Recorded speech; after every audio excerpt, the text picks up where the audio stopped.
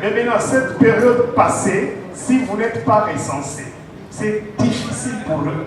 Parce que maintenant, là, on commence déjà les études sur le budget.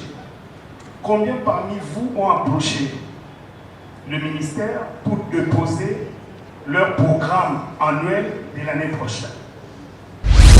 Chaque fois que vous demandez ce que l'État peut faire pour vous, mais pendant que vous êtes des entrepreneurs, c'est sur vous qu'on peut gagner. On me raconte qu'il fallait il a dû vendre 50 exemplaires, 50 000 exemplaires. 50 000 multiplié, je ne sais pas les taux et à combien, le montant. L'État doit avoir gagné peut-être 15%. Si on prend le TVA chez nous, c'est 14. 14% de 50 000 au montant, au prorata du montant. Si c'est $10, la pièce ou quoi. Donc ça, c'est la recette que l'État réalise. Moi, je suis venu vous donner cet espoir, puisque vous êtes des jeunes. Et les jeunes, s'ils ont un cadre dans lequel ils peuvent exploser leurs rêves, leurs ambitions, leurs compétences, eh bien, cela devient une entreprise. Et l'entreprise peut commencer par l'idée. Je suis sûr que vous êtes de tous artistes ici, les choses commencent par un projet. Le projet, c'est dans la tête. Le mental doit travailler. La maison Stelmach vous propose des prestations de qualité pour vos gâteaux de mariage, anniversaire ou autres événements. La maison Stelmach vous propose aussi des gâteaux personnalisés pour vos anniversaires ou autres. Contactez-nous au 06 63 30 36 83 ou encore au 07 81 83 15 74. Vous pouvez aussi nous contacter sur la page Facebook Stelmach.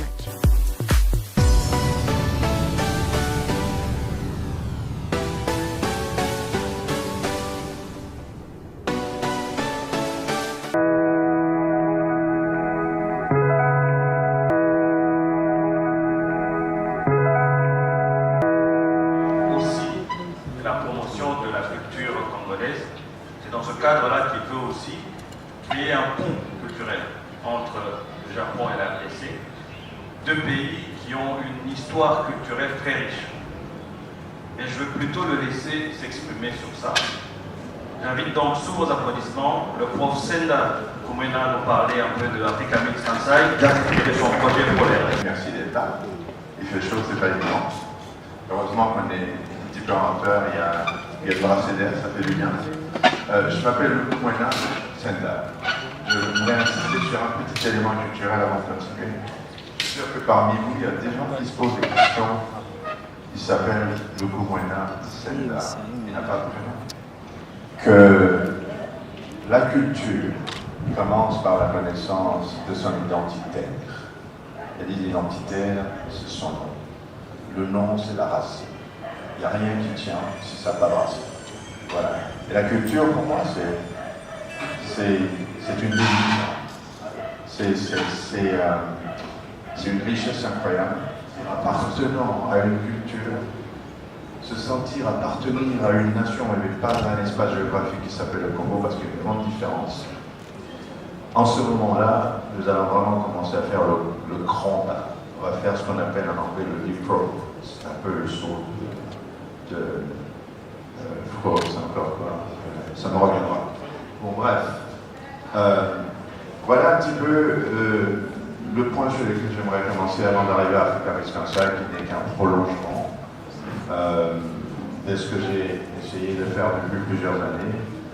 Je pense que si nous avons tous une attitude de construction, nous arrivons à faire les meilleures choses et faire de ce pays, une fois de plus, un beau pays, un pays fort, un plus grand et davantage. Je suis architecte, urbaniste de formation et designer.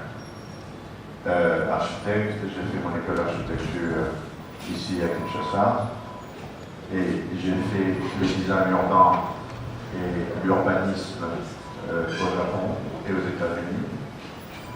Et je suis professeur d'université. J'enseigne au Japon depuis plus d'une vingtaine d'années. Et j'enseigne au Congo aussi depuis 5-6 ans par là. Donc chaque fois, je reviens, je fais le pont entre les deux pays. Alors, dans les années Dans les années 94, je pense, nous créions pour la première fois un groupe des Congolais au Japon, qu'on appelait groupe alternatif, avec comme motif principal d'identifier les problèmes du Congo, d'en proposer des solutions à notre gouvernement et bien entendu de faire de la promotion de la culture congolaise. Ça, c'était le premier pas dans un effort de rassemblement des gens.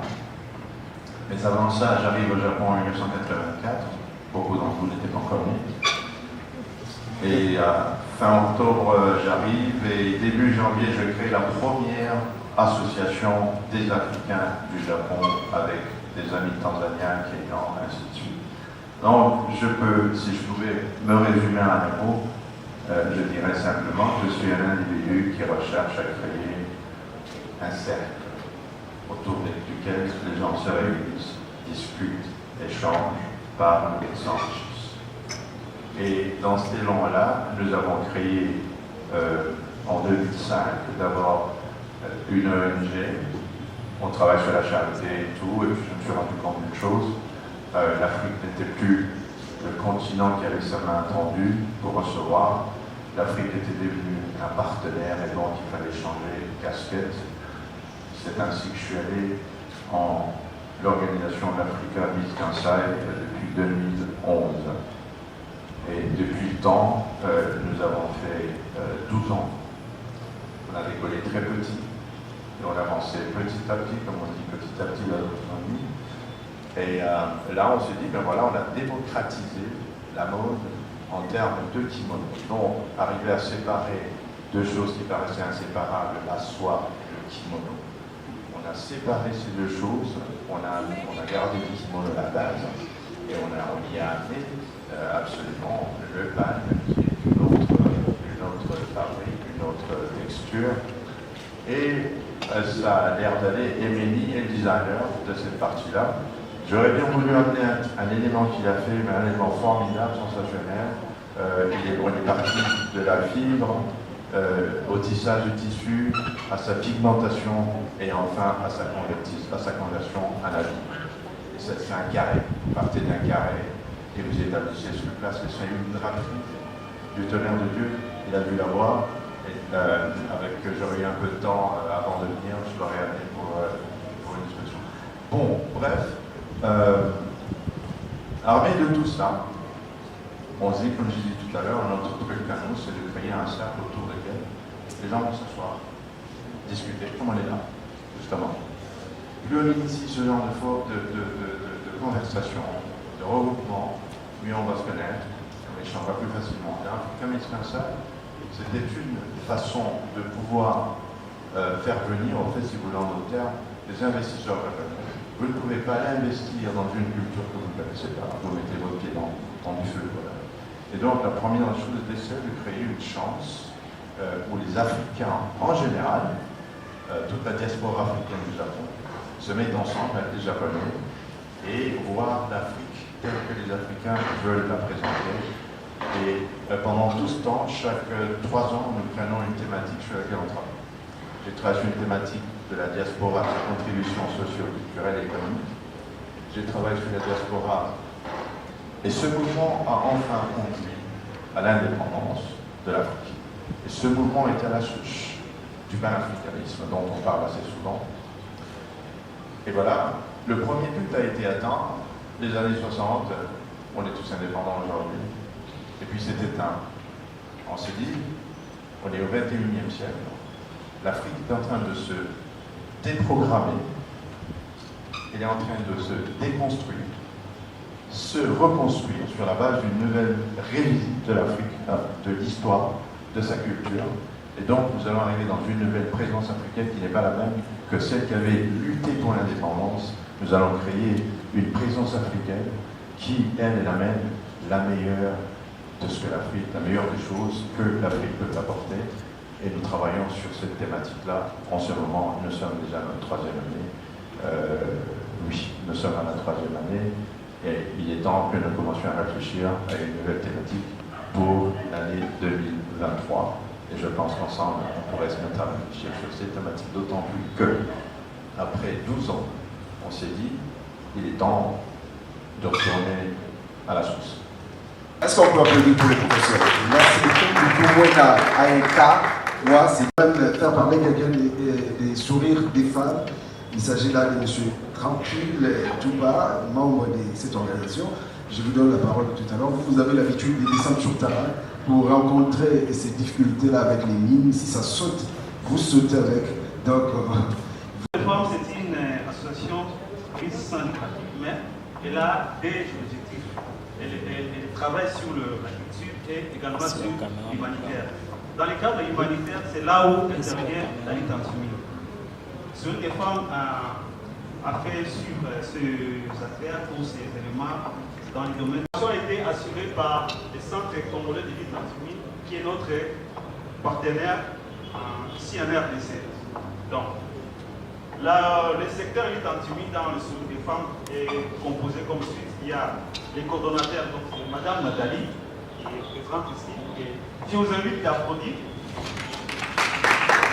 Dans ce secteur lutte anti-mine, il y a aussi un chef des opérations, il y a des superviseurs, il y a des équipes, des hommes et femmes qui sont bien formés dans les secteurs lutte anti-mine, c'est-à-dire dans l'enquête non technique et la sensibilisation auprès des populations frappées des conflits armés, puisqu'il y a souvent des accidents dus aux engins explosifs improvisés ou explosifs de guerre et les militaires abandonnent leur opération.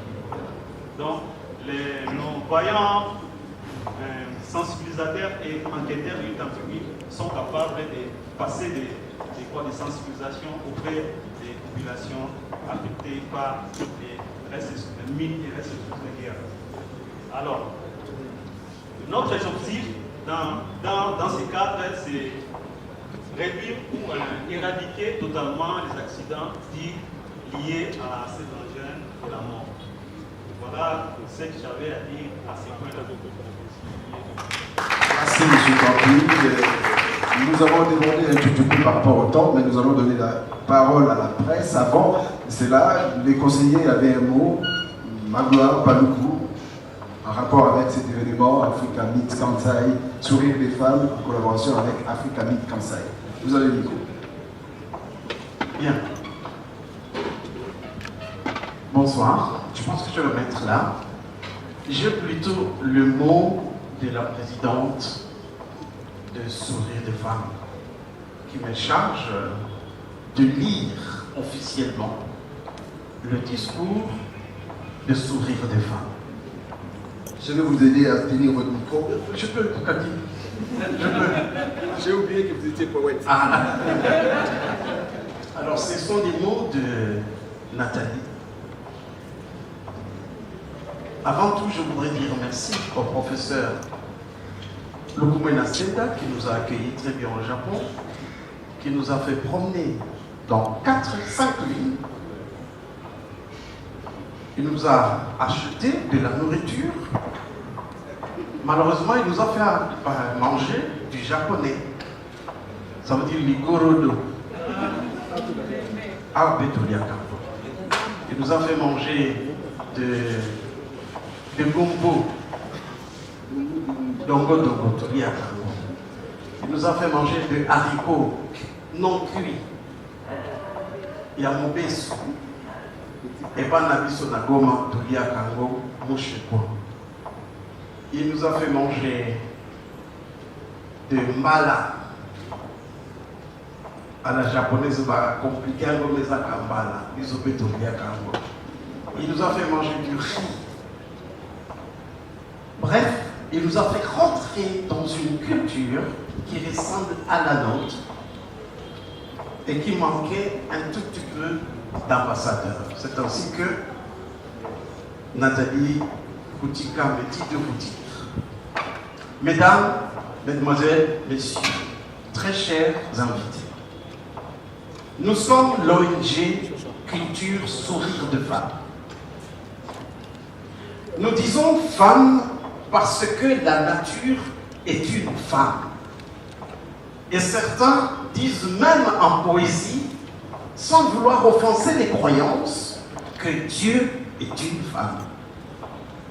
Nous sommes des hommes et des femmes qui voulons que la culture congolaise soit une identité créatrice. Sourire des femmes est le sourire de la création du monde, car tout a commencé par la culture. Notre rêve, Sourire des femmes, est de devenir des ambassadeurs de toute la culture congolaise partout dans le monde. La fondatrice de l'ONG Sourire de Femmes, Nathalie Goutika, est mannequin, ambassadrice de la beauté congolaise à travers le monde. Elle est depuis cette année 2022 devenue ambassadrice de la culture congolaise. Notre vision est de donner aux 10 arts de la culture un sens de représentativité par une diplomatie culturelle congolaise grâce au soutien du privé et de l'État congolais. Nous avons dans notre vision, Sourire de Femmes, des projets à développer dans l'architecture,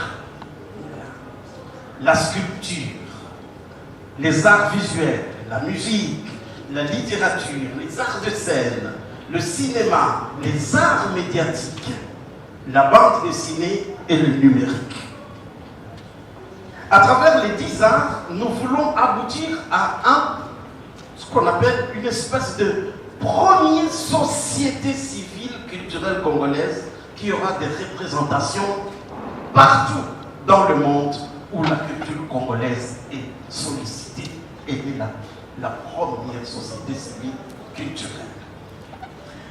C'est ainsi que depuis 10 ans, nous voyageons partout à nos propres frais et soit grâce aux partenaires et l'État congolais pour défendre la culture congolaise. En Europe, en Asie, en Afrique et bientôt en Amérique, nous avons toujours été au premier plan. Mesdames, Mesdemoiselles, Messieurs et très chers invités, la culture est scientifique et c'est un ensemble des sciences. Nous voulons dans ce Sourire des Femmes toujours nous associer aux professeurs, sont là, aux chercheurs, sont là, aux intellectuels, aux citoyens lambda, afin de créer une harmonie et un lien de dialogue des civilisations et des générations. Nous avons des créateurs, sont là, des écrivains, des modélistes, des stylistes. Je suis habillé par un styliste de Sourire des Femmes, le brun. Je suis son mannequin, bizarre. Des mannequins, les inventeurs, les penseurs, les volontaires et des humanitaires qui travaillent d'arrache-pied pour l'identité congolaise, la sauvegarder et la promouvoir. Pour terminer, nous disons merci à tous les partenaires, à nos membres d'honneur, à nos membres fondateurs, à nos membres sympathisants pour cette journée d'échange. Mention spéciale au professeur Lukumwina Sena de Africa Med Cancer, ce vaillant défenseur et promoteur de la culture congolaise qui nous a invités au Japon, d'où nous venons depuis 2 semaines. L'activité de ce mardi, 18 octobre 2022, est en prélude des journées scientifiques que nous préparons pour décembre prochain. Veuillez en saisir l'importance et la véracité de notre engagement culturel. Je vous remercie. Nathalie Goutika. Nathalie Goutika T. Merci, c'était la gloire pour beaucoup. Nous allons passer directement au jeu de questions et réponses. Il est à vous. Oui, merci. Dédé mon passage, je suis député. Je préfère moi cet député ce soir. Pourquoi? Parce que je me suis rendu compte plusieurs fois que le Parlement n'est pas connu du milieu des artistes, où les artistes n'utilisent pas le Parlement. Parce qu'il y a des volets dans l'entrepreneuriat, il vous arrive d'avoir le blocage. Vous avez là, vous avez tout. montez de bons plans et vous allez auprès du ministre de la Culture. Et le ministère de la Culture pleure comme vous. Donc ça veut dire qu'il y a quelque chose qui manque au ministère de la Culture, qui est ailleurs. C'est au ministère de métier professionnel, tout ce qui est art et tout ce que vous voulez. Et il y a aussi un ministère d'entrepreneuriat. Est-ce que faire de l'art, c'est entreprendre ou c'est pas entreprendre? C'est des artistes qui sont des entrepreneurs par essence. Et quand on dit moyenne entreprise dans ces pays, c'est fou principalement. Parce que, le professeur venait de le dire, nous avons 60% naturellement, sans étudier, d'impacter dans ces domaines culturels, à l'interne comme à l'extérieur. Donc, il faut une ouverture avec le Parlement pour permettre à savoir quand est-ce que le gouvernement agit. J'étais dans un show de mode où j'ai entendu des gens présenter, on n'est pas soutenu par le gouvernement, ça c'est quel gouvernement? J'ai dit, mais voilà, ça y est. Le mois qui vient de se passer, c'était des mois de préparatifs du budget. C'est là-bas, d'abord, il faut vous faire agréer, il faut que vous soyez connus. L'État n'agit qu'auprès des gens qui connaissent. Dans le football, vous pouvez jouer comme vous voulez. Si vous n'avez pas une licence, vous ne jouez pas dans une équipe qui est connue, vous n'aurez jamais de substance. On vous connaîtra jamais. Vous n'avez pas joué dans des championnats. C'est pareil avec nous aussi. C'est vrai que vous êtes très avancé par rapport au cadre que vous vous présentez. Parce qu'aujourd'hui, il faut un micro, il faut un podium, un plateau, soit on est reçu comme artiste, soit on peut aller égayer les gens dans une manifestation. Et toutes ces choses-là doivent être régulées. Et c'est régulier. Il y a la loi, il y a le règlement. Ça peut être un peu plus vieil que le monde, mais depuis l'époque antique, coloniale, chez nous ici, c'est un domaine qui a été régulé. Donc, je disais, il y a quelques temps, le budget était déjà conçu pour les gens qui sont reconnus, soit du côté entrepreneuriat, soit du côté profession et métier pour les gens qui encadrent, soit du côté du ministère même des affaires, c'est pas moi, culturelles, côté culturel. Mais maintenant, cette période passée, si vous n'êtes pas recensé, c'est difficile pour eux. Parce que maintenant, là, on commence déjà les études sur le budget. Combien parmi vous ont approché le ministère pour déposer leur programme annuel de l'année prochaine, impacté avec chiffré, comme je peux dire? Peut-être que vous tous, si c'est vous tous, bravo, vous allez nous donner des rubriques et on va vous soutenir. Parce que c'est après eux, ça vient maintenant au Parlement. Et c'est au Parlement qu'on va discuter rubrique par rubrique. On peut améliorer si nous estimons qu'il faut un festival à la hauteur de la République. Si on dit $1 million pour un festival, on peut pousser ça à 5, à 6, à 10 millions, selon que la production est là. Et le retombé, c'est la même chose. Chaque fois que vous demandez ce que l'État peut faire pour vous, mais pendant que vous êtes des entrepreneurs, c'est sur vous qu'on peut gagner. On me raconte qu'il fallait il a dû vendre 50 exemplaires, 50 000 exemplaires. 50 000 multiplié, je ne sais pas les taux, il y a combien, le montant. L'État doit avoir gagné peut-être 15%. Si on prend le TVA chez nous, c'est 14.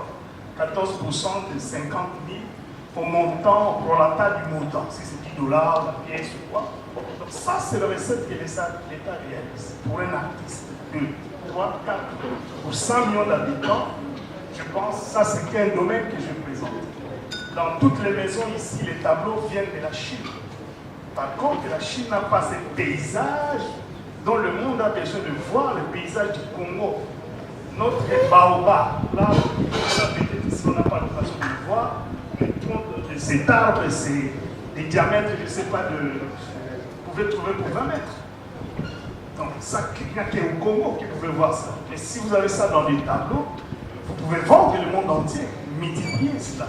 Dans l'entrepreneur, vous avez l'industrie culturelle qui doit être complétée.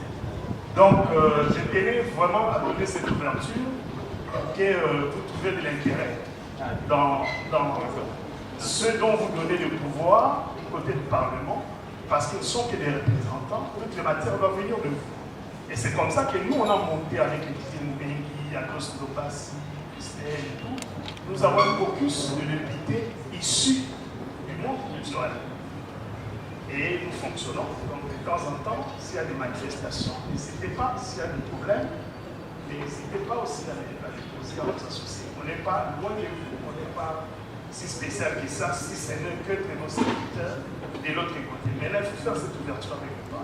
Il ne suffit pas de prier chaque matin, midi, soir, mais vous pouvez agir avec eux, parce qu'ils sont avec vous. Merci. Merci à vous, M. Didier, pour le passage. Le ministre de la Culture devait être normalement avec nous, mais elle est empêchée. Mais les directeurs des cabinets qui représentent valablement les ministres, le professeur Joseph Kibongo est avec nous. Nous vous donnons la parole. Merci. J'ai plusieurs masques qu'on peut dévoiler l'un ou l'autre. Tout dépend de ce qui peut être utile pour vous. Mais est-ce que vous vous rendez compte qu'aujourd'hui, dans cet espace du Musée national de la République démocratique du Congo, il y a 3 assises. Au rez-de-chaussée, il y a 2 assises. Et ici, au premier niveau, il y a également 7 rencontres. Ce que, pour l'entrepreneuriat, on a besoin des espaces. N'est-ce pas? Vous êtes d'accord avec moi? On a besoin des jeunes comme vous. N'est-ce pas? On a donc besoin de la créativité. J'ai l'expérience de voyager entre 3 institutions d'enseignement supérieur artistique. Je suis professeur à l'INA, l'Institut national des arts. Je suis à temps plein, à la dimension culturelle, mais aussi à l'art dramatique. Je donne des cours d'esthétique, des arts de spectacle. Je suis professeur des arts, d'histoire de l'art, à l'Académie des Beaux-Arts. Je suis professeur également d'histoire de l'art à l'ISA. Et j'ai l'avantage d'avoir assisté à la programmation des enseignements. J'ai été à l'orée du second cycle, ce que nous appelons maintenant le master, aussi bien à l'INA, à l'Académie des Beaux-Arts et à l'ISA. Mais je suis aussi conservateur de l'Institut du Musée national du Congo. L'espace où on se trouve, eh bien, j'en suis le géniteur. C'est donc cet espace qui, par la passion qui a été la nôtre, m'a permis de construire le Musée national de la République démocratique du Congo pour ce pays. C'est une aventure qui commençait avec la Corée du Sud, avec une rencontre, de mettre en place des compétences, des intelligences, des visions, pour que finalement, ce qui n'était qu'une vision d'un individu, eh bien, devienne un déclic pour les uns et les autres. C'est pourquoi il faut un partage d'idées, il faut un partage de visions, il faut un partage des rêves, il faut un partage d'espoir. Et moi, je suis venu vous donner cet espoir, puisque vous êtes des jeunes. Et les jeunes, s'ils ont un cadre dans lequel ils peuvent exploser leurs rêves, leurs ambitions, leurs compétences, eh bien, cela devient une entreprise. Et l'entreprise peut commencer par l'idée. Je suis sûr que vous êtes tous artistes ici. Les choses commencent par un projet. Le projet, c'est dans la tête. Le mental doit travailler. Le mental doit être une créativité qui devient finalement une lumière qui vous porte au loin dans l'entreprise. Une rencontre comme celle-ci doit provoquer en vous un déclic. Et il faut être attentif à écouter les uns et les autres pour que finalement, ce qui est un rêve d'un individu devient un rêve collectif. C'est pour ça que vous avez besoin de vous associer les uns les autres. Vous avez besoin d'une corporation. Vous avez besoin d'être ensemble et de vivre ensemble, se partageant les rêves et les ambitions. Voilà ce que je venais vous transmettre, vous contaminer, parce que nous sommes dans des enjeux tels que, le professeur l'a dit, on a besoin d'une réappropriation, on a besoin de ressources. Et ces sources que vous avez, c'est des sources patrimoniales. Je suis heureux qu'on ait choisi ces lieux ici où se trouvent les collections nationales, les collections les réserves, vous avez ici les réserves, mais vous avez aussi les salles d'exposition, où les artistes que vous êtes devriez visiter chaque jour, devriez visiter tous les jours, devriez visiter toujours. Quoi visiter? Le patrimoine qui est mis à disposition ici. Et vous avez certainement des conservations qui vous y aident pour découvrir, pour vous redécouvrir, pour vous réapproprier ce qui est l'œuvre millénaire des générations passées et qui viennent à des générations d'aujourd'hui et de demain. Comment rompre avec ces sources patrimoniales? Comment rompre avec ce qui a été, j'allais dire, à la base, comme source, à l'origine des créations millénaires et séculaires qui sont maintenant ici dans les musées? Savez-vous que la Belgique et le Congo venaient de signer un accord bilatéral? Et cet accord bilatéral, la jeunesse a été mise en avant-plan. Il s'agissait donc d'une éducation à la jeunesse du patrimoine. Mais comment la jeunesse peut-elle s'approprier s'il n'y a pas d'espace, s'il n'y a pas de cadre, s'il n'y a pas de guide, de conservateur, s'il n'y a pas ceux-là qui ont vu avant et qui le transmettent à ceux qui sont aujourd'hui et qui seront également demain. Vous avez ici de l'humus. Le musée, c'est de l'humus. C'est la terre fertile. C'est là où on va découvrir les génies créateurs de nos aïeux. C'est ici où on va découvrir justement la diversité des expressions culturelles. Et nous sommes actuellement dans la diversité des expressions culturelles. En étant au musée, j'ai découvert des aspects inouïs des savoirs et des savoir-faire de nos aïeux. C'est ici, en étant au musée, où l'on peut découvrir, où on peut se ressourcer. N'hésitez pas, vous qui êtes artiste, de visiter chaque jour, de visiter de tout temps et toujours le musée, parce que c'est le patrimoine. Le patrimoine étant ce que nous avons reçu de nos pères, de nos aïeux, de nos anciens, et qui nous parviennent, parce que nous aussi, à notre tour, nous le ferons parvenir à ceux qui viendront demain. Je vous remercie. Merci à vous, professeur Joseph Bongo, professeur d'art à l'Institut national des arts, ça rime en plus, et directeur des cabinets de la ministre de la Culture, Catherine Katoula. Alors maintenant, je donne la parole à M. Didier Pambéa qui va nous donner l'information culturelle.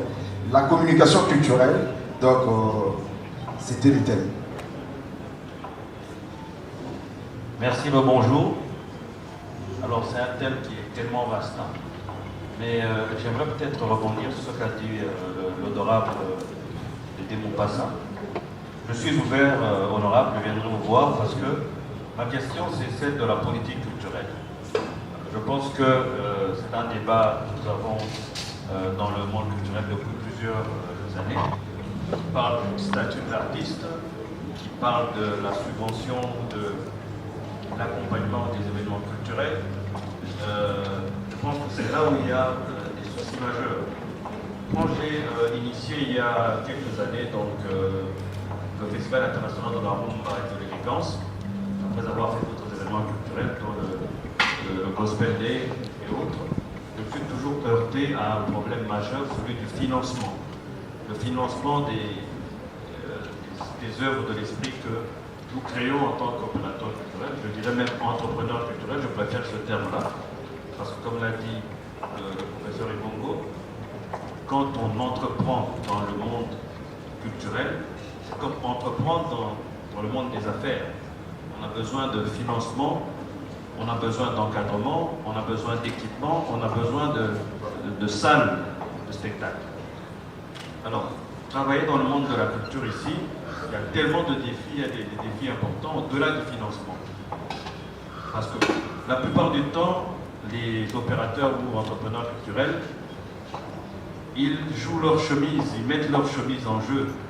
Ils risquent leurs avoirs parce qu'ils ont une passion, parce qu'ils ont envie de faire quelque chose qui sort de l'ordinaire. Le prof, on en a parlé tout à l'heure, Et pourquoi est-ce qu'on veut faire cette jonction entre Kansai Meet Africa et le Festival international de la rumba et de l'élégance? Parce que c'est le même combat, c'est celui de la promotion de la culture.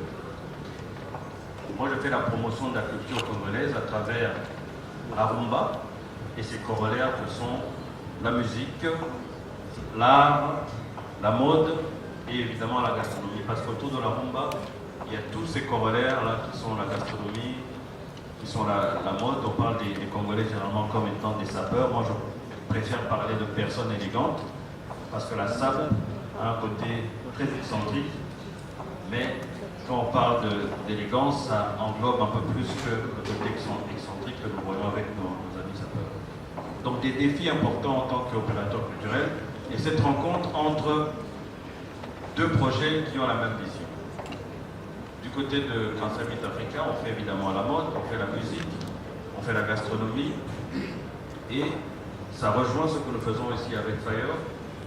Pourquoi je mise sur ça? Parce que le Congo a une puissance qui est négligée et que les Américains appellent le soft power. C'est notre histoire, c'est notre culture. Jusqu'ici, par exemple en musique, je pense qu'on n'exploite que 4 espaces qui sont surtout le Bas-Congo qui est surexploité, avec des rythmes comme celui de Zaïko, le Kassai, et peut-être un peu des gens qui commencent à aller vers le nord et tout ça, mais on n'exploite pas toute cette richesse qu'il y a au niveau culturel parce qu'on parle de près de 350 ethnies et nous nous limitons seulement à 4 ou 5 ethnies. Si on va du côté des masques et tout ça, les masques Mangwetu, les masques Mongo, les masques Sakata, Yaka et autres, je pense que le musée ici serait trop petit pour pouvoir contenir ça. Donc le combat que j'ai, c'est justement de promouvoir cette richesse qui meurt faute de moyens et faute de politique culturelle. Qu'est-ce que nous voulons vendre aux autres? Quels sont les atouts que nous avons par rapport aux pays de l'Afrique centrale, aux pays de l'Afrique en général, Congo et d'Antilles? Mais c'est une richesse qui meurt, qui n'a pas les appuis nécessaires pour son éclosion. Quand tout allait mal dans ce pays, les seuls qui continuaient et qui continuent encore à défendre le nord du pays, ce sont les artistes, surtout les musiciens. Mais il y a aussi des gens qui font de l'art contemporain. Je parle par exemple de mon frère Bichwa, qui expose dans plusieurs villes à travers le monde. Donc l'art congolais est une richesse inexploitée. Comment faire en sorte que cette richesse puisse bénéficier non seulement aux opérateurs culturels que nous sommes, mais aussi aux artistes? C'est un peu la question que je pose et que je pense, j'espère, au niveau de l'Assemblée nationale, vous allez pouvoir nous aider à y répondre. Alors je ne vais pas trop parler, je préfère peut-être laisser le temps pour qu'on pose des questions aux profs et aux autres intervenants. J'ai dit et je vous remercie. Merci à vous, je suis Philippe Pabila. Maintenant, nous allons... Donc voilà, des éléments qui s'attirent. Nous menons le même combat. Et par conséquent, comme on le dit assez souvent, l'union fait la force, et tout à l'heure je disais, nous créons un cercle à tout moment, autour duquel les gens vont se mettre ensemble pour pouvoir travailler. Et si on se met ensemble, eh ben, déjà rien que ce fait-là, on aura associé nos différents cercles, on aura associé nos différentes affinités, et on aura fait de la force. Du point de vue du contenu, nous sommes tous dans la mode, on est tous dans la nourriture, on est tous dans la gastronomie, on est tous dans la création artistique. Et par conséquent, il y a tellement d'éléments entre nous qui vont faire que nous ferons quelque chose de beaucoup plus fort que si Sourire de Femme le faisait indépendamment, que si Africa Meet Kansai le faisait indépendamment. Voilà en gros le contenu de ces partenariats et celui de renforcer les capacités pour faire radier davantage le Congo à travers le monde. Aujourd'hui, Africa Meet Kansai Kinshasa. Je suis Kaki Aki à Radio Okapi. Si vous voulez me suivre, c'est tous les matins.